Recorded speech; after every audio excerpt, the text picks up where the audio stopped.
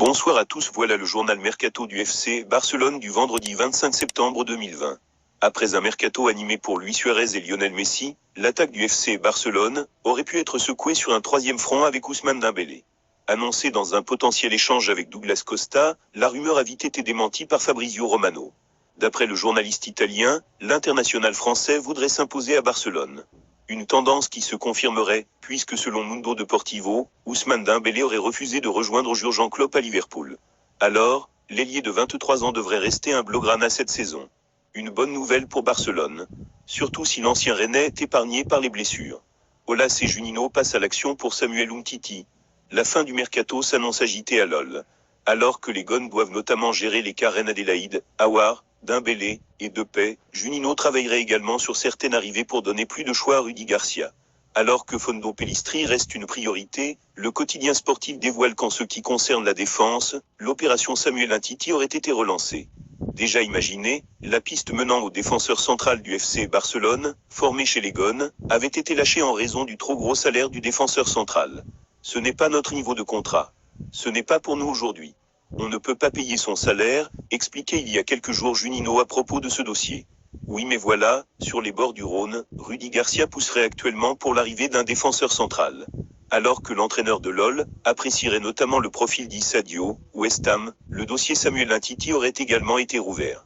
Selon l'équipe, des premiers échanges concernant un presse seraient même déjà tenus avec l'entourage de l'international français.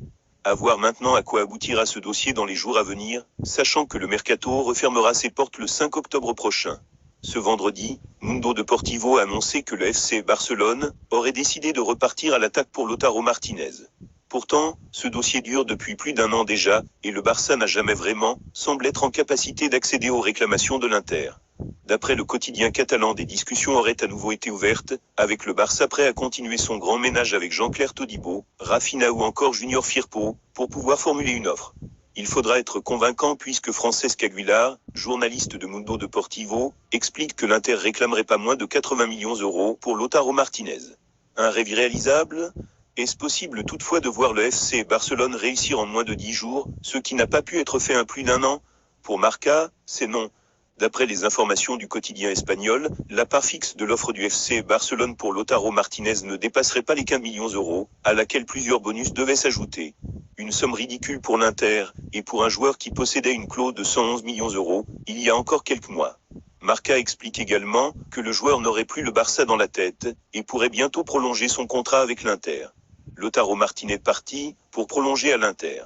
Tuttosport confirme ces informations, assurant que Lautaro Martinez ne songerait désormais plus qu'à l'Inter. D'après les informations du quotidien italien, les négociations pour une prolongation de contrat auraient déjà des bases solides. Le FC Barcelone aurait proposé 10 millions d'euros par an aux joueurs, qui en gagneraient actuellement 2,5 millions d'euros. Lors des premières discussions, l'Inter aurait proposé 5 millions d'euros par Lautaro Martinez, mais pourrait finalement aller jusqu'à 6 millions d'euros. Le gros point des discussions sera la clause de départ. L'Inter souhaite en effet n'insérer aucune clause dans le nouveau contrat de Lautaro Martinez.